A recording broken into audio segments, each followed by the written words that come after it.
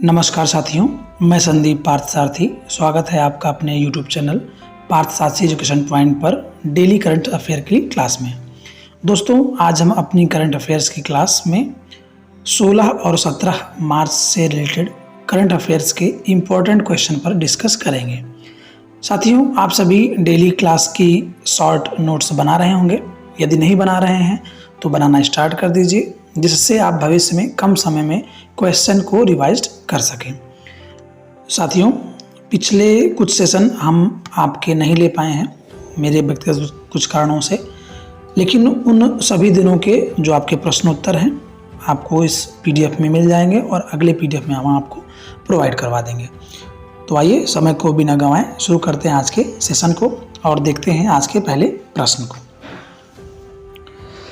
पहला मेघालय अंतर्राष्ट्रीय फिल्म महोत्सव किस स्थान पर शुरू हुआ है? तो आपका जो प्रश्न है कि अंतर्राष्ट्रीय फिल्म महोत्सव मेघालय का कहाँ पर शुरू हुआ है? शिलांग में, चेरापूंजी, सोहरा या फिर तुरा में?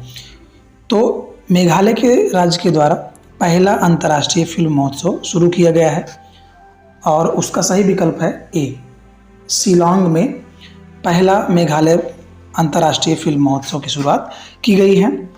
और यह जो महोत्सव है वह शिलांग की जो सेंट्रल लाइब्रेरी है, सेंट्रल लाइब्रेरी, वहाँ पर इसकी शुरुआत की गई है।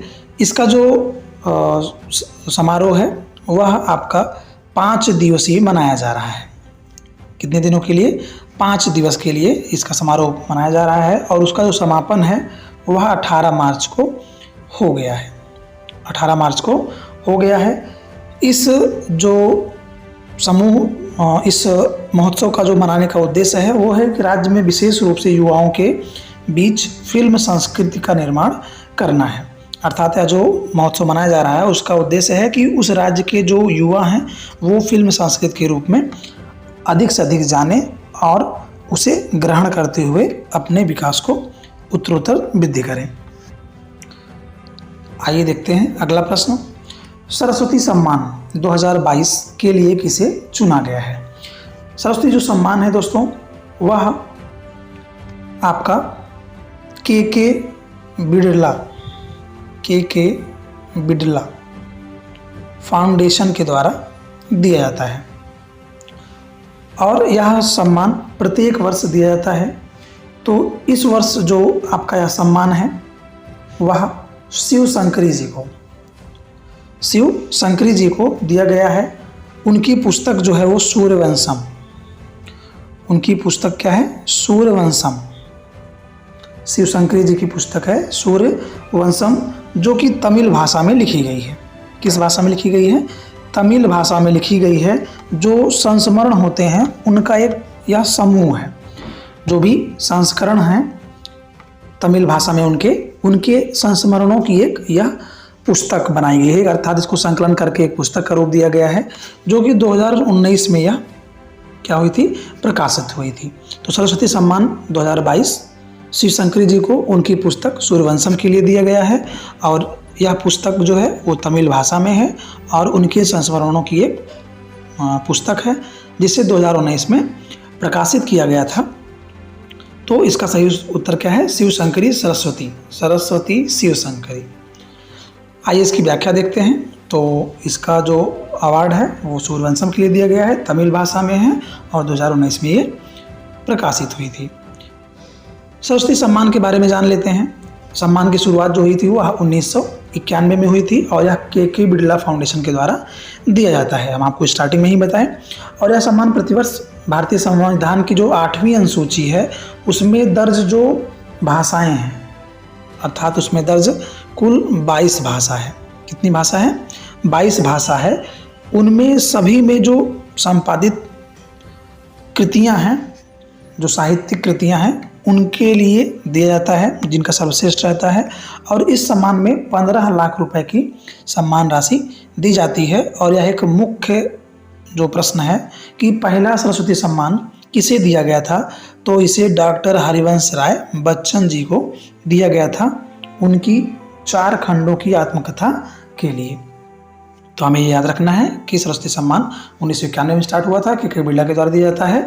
और यह जो 8वीं अनुसूची में दर्ज भाषा है, अर्थात 22 भाषा हैं, उनमें जो सर्वश्रेष्ठ कृतियाँ होती हैं उनके लिए दिया जाता है और 15 लाख रुपए की सम्मान राशि दी जाती है। और पहला जो साहित्यकार सरस्वती सम्मान था वो हरिवंश राय बच्चन जी को दिया गया था।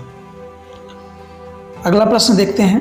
जियो सिनेमा आजकल यह जो है एक अच्छा प्लेटफॉर्म है लाइव देखने के लिए। जियो सिनेमा द्वारा किसे अपना ब्रांड एम्बेसडर नियुक्त किया गया है? आपके विकल्प हैं अमिताभ बच्चन, सूर्य कुमार यादव, लियोनेल मेसी, रणबीर कपूर।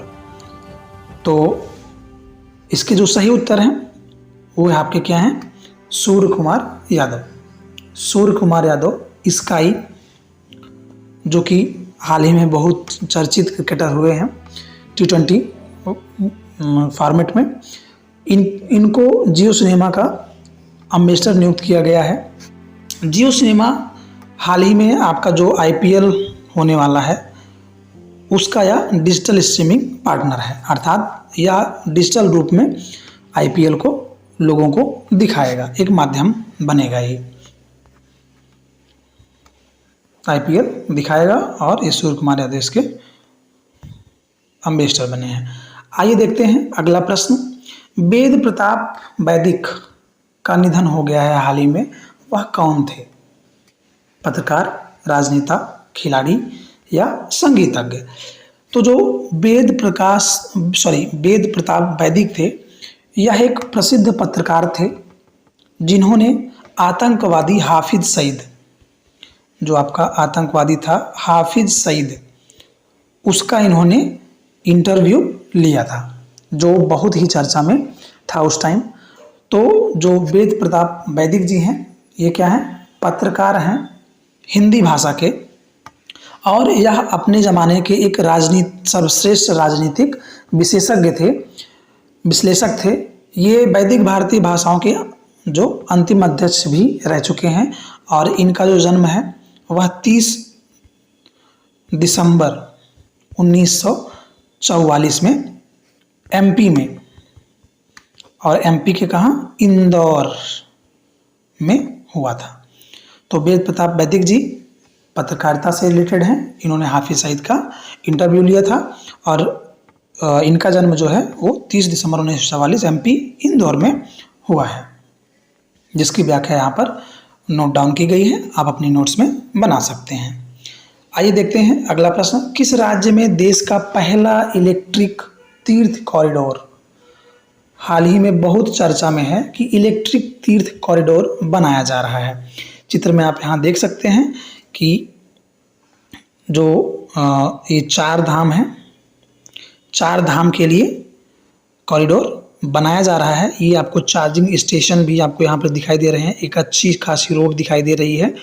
तो अब आपको 4 धाम की जो यात्रा है वो इलेक्ट्रिक वाहन से आप कर सकते हैं, जिसके लिए एक रोड मैप जो है उसके बीच बीच में आपको हर 30 किलोमीटर पे आपको चार्जिंग पॉइंट मिलेगा। अर्थात आप 4 धाम की यात्रा के लिए आप अपना निजी जो वाहन जो आपको किराए पर मिलेगा, इलेक्ट्रिक व्हीकल, उसको आप लेकर निकल सकते हैं 4 धाम की यात्रा के लिए। आपको प्रत्येक 30 किलोमीटर पर चार्जिंग पॉइंट मिलेगा, और यदि आप कहीं पर विश्राम करते हैं तो जिस गेस्ट हाउस में आप रुकेंगे वहाँ भी रखा गया है क्राइटेरिया कि सभी गेस्ट हाउसों में चार्जिंग पॉइंट दिए जाएं। तो यह आपका उत्तराखंड राज्य में स्टार्ट किया गया है पहला इलेक्ट्रिक तीर्थ कॉरिडोर। तो आपको बताते चलें कि उत्तराखंड में लगभग 900 किलोमीटर लंबे 4 धाम की यात्रा में इलेक्ट्रिक तीर्थ कॉरिडोर बन रहा है, और यह 30 किलोमीटर पर आपको चार्जिंग पॉइंट मिलेगा। अर्थात आपकी स्कूटी या चार्जिंग बैटरी के लिए ईवी से तात्पर्य होता है इलेक्ट्रिकल व्हीकल के लिए। तो सभी गेस्ट हाउस में आपको चार्जिंग पॉइंट की भी सुविधा रहेगी। तो यह आपका उत्तराखंड में शुरू किया जा रहा है।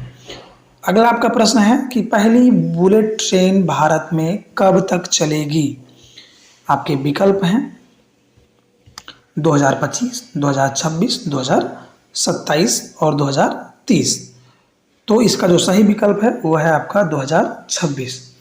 जो रेलवे और दूरसंचार मंत्री हैं अश्विनी वैष्णव, या रेलवे और दूरसंचार जो मंत्री हैं अश्विनी वैष्णव, आपको यहाँ से एक इम्पॉर्टेंट क्वेश्चन भी मिल सकता है कि भारत के जो रेलवे और दूरसंचार मंत्री हैं अब अश्विनी वैष्णव हैं। इनके द्वारा हाल ही में एक स्टेटमेंट जारी किया गया जिसमें उन्होंने बताया कि भारत में जो पहली बुलेट ट्रेन है वह अगस्त 2026 में उसकी सेवा स्टार्ट हो जाएगी, और यह जो पहली रेलवे है बुलेट ट्रेन की वह अहमदाबाद गुजरात, अर्थात गुजरात से आपको मुंबई महाराष्ट्र के लिए, मुंबई तक, गुजरात से महाराष्ट्र राज्य के बीच, अहमदाबाद से मुंबई के बीच, जिसकी दूरी आपकी 508 किलोमीटर है, इसके बीच पहली बुलेट ट्रेन का निर्माण कर रहा है, अर्थात इसका कार्य चल रहा है, जिसका जो कार्य है वह 2026 में पूरा हो जाएगा। अगस्त 2026 से इसकी शुरुआत हो जाएगी। यह जो आपकी बुलेट ट्रेन है वह 350 किलोमीटर प्रति घंटे की स्पीड, हाई स्पीड से चलेगी, और इसकी जो दूरी है वह 3 घंटे में आपकी तय हो जाएगी, अर्थात आपको गुजरात अहमदाबाद से मुंबई महाराष्ट्र आने में 3 घंटे का ही समय लगेगा। तो हाल ही में जो स्टेटमेंट जारी किया गया है उसके मुताबिक आपकी पहली बुलेट ट्रेन भारत में 2026 तक चल जाएगी। यहाँ से इसकी व्याख्या देख लेंगे आप लोग। किस देश ने 25 वर्षों में पहली बार महिलाओं के लिए सैन्य सेवा शुरू की है?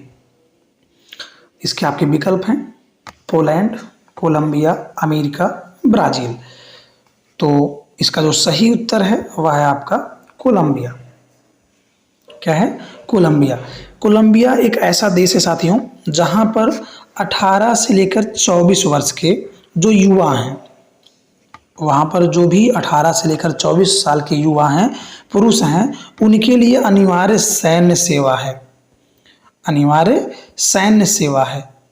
अनिवार्य सैन्य सेवा से तात्पर्य है कि जो भी 18 से 24 वर्ष का कोई भी पुरुष होगा उसे आप मतलब सेना में जरूर अपना कुछ ना कुछ सेवा देना होगा। यह बहुत ही एक अच्छी पहल है कि प्रत्येक युवा वहाँ का अनुशासित होगा अपने देश के प्रति, अपने राष्ट्र के प्रति, और उसमें राष्ट्र जो सेवा है, राष्ट्र हित है, वो सर्वोपरि होगा।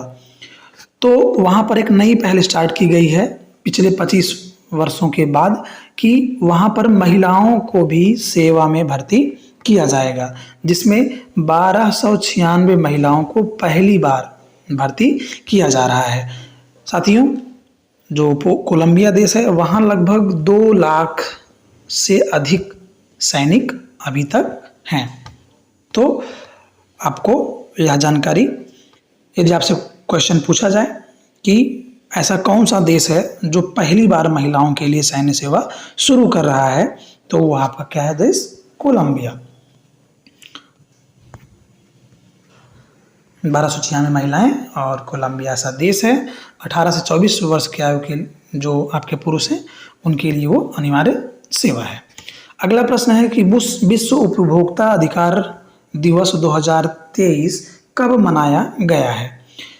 तो साथियों, जो विश्व उपभोक्ता अधिकार दिवस है वह प्रत्येक वर्ष 15 मार्च को मनाया जाता है। तो आपका सही विकल्प जो है वो कौन सा है? डी, मार्च 15। यह जो अधिकार दिवस मनाया जाता है उसकी जो थीम है वह प्रत्येक वर्ष निश्चित की जाती है, जिस पर पूरे वर्ष काम होता है। तो जो 2023 की जो थीम है वह है कि स्वच्छ ऊर्जा की गति से उपभोक्ताओं को सशक्त बनाना, अर्थात प्रत्येक उपभोक्ता को सशक्त करना कि उसका बाजार में शोषण ना हो, उसके साथ कोई भी अनुचित व्यवहार ना हो। यह जो दिवस था वह 15 मार्च 1983 को मनाया गया था पहली बार, लेकिन यह दिवस जो भारतीय संसद है वह 9 दिसंबर 1986 को उपभोक्ता संरक्षण अधिनियम लागू किया, जिससे ग्राहक को अधिक शक्ति मिली। अर्थात यह दिवस पहली बार यदि आपसे पूछे कब मनाया गया तो 15 मार्च 1983 को, लेकिन भारतीय संसद के द्वारा इसे जो लागू किया गया उपभोक्ता संरक्षण अधिनियम के तहत वह 9 दिसंबर 1986 अर्थात उसके 3 साल बाद यह नियम पारित किया गया है। और इसका प्रमुख उद्देश्य है कि अनुचित व्यवहार और शोषण से जो आपका उपभोक्ता है उसको बचाना। आपका अगला प्रश्न है, भारतीय जीवन बीमा निगम के अंतरिम अध्यक्ष के रूप में किसे नियुक्त किया गया है?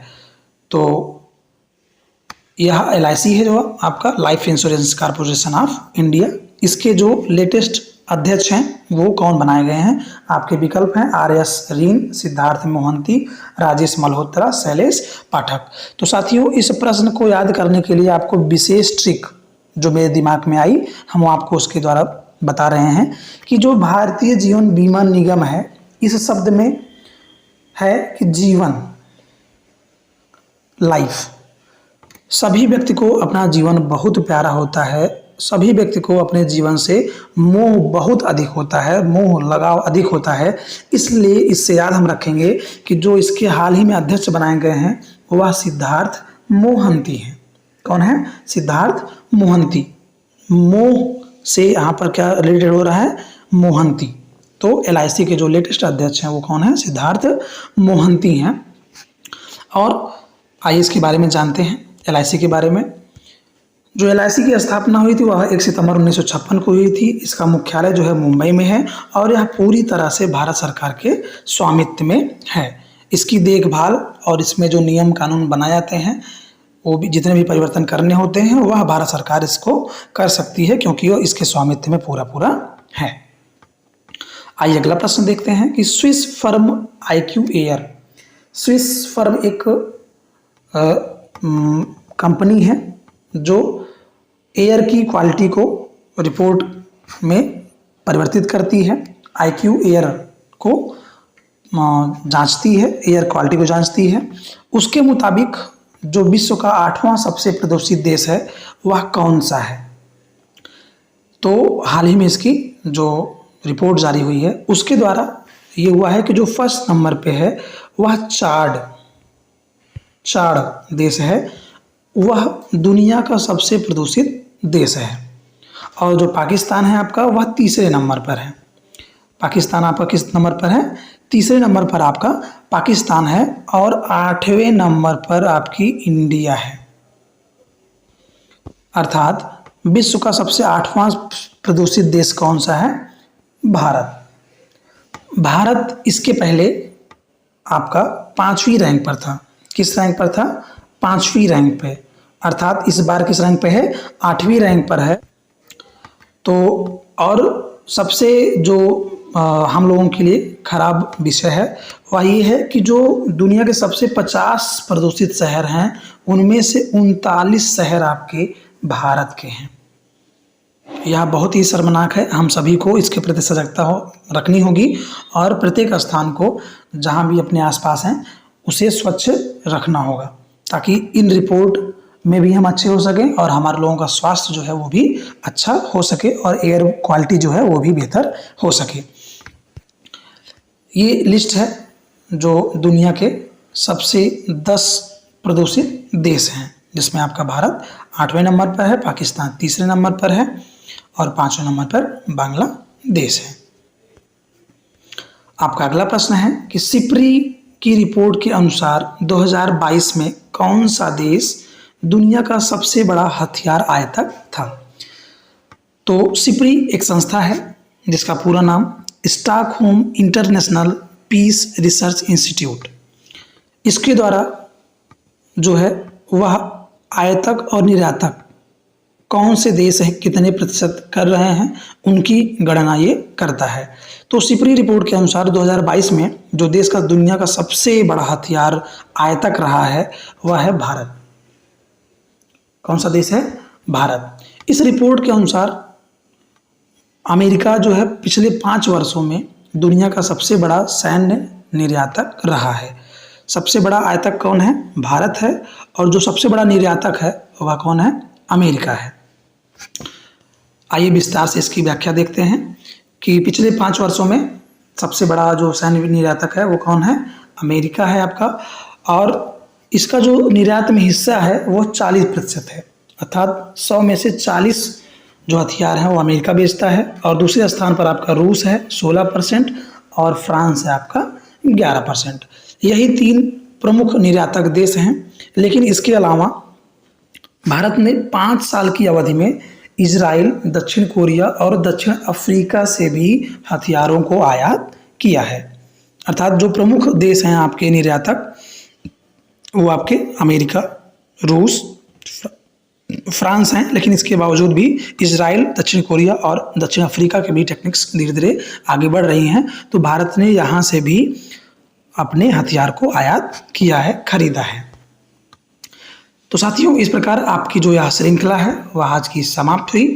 पिछले 2 दिनों के अर्थात हमने आपके लिए जो 16 और 17 मार्च के करंट अफेयर हैं वो इस सेशन में पूर्ण करवा दिए हैं।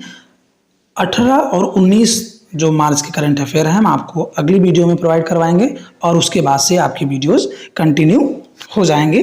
तो आप हमारे चैनल पर लगातार बने रहिए। आपको यदि यह वीडियो अच्छा लगा हो तो लाइक करिए और अधिक से अधिक शेयर करिए और चैनल को सब्सक्राइब करके बेल आइकन को भी प्रेस कर लें, जिससे कि आपको हमारे सभी वीडियोज़ का नोटिफिकेशन तुरंत प्राप्त हो जाए।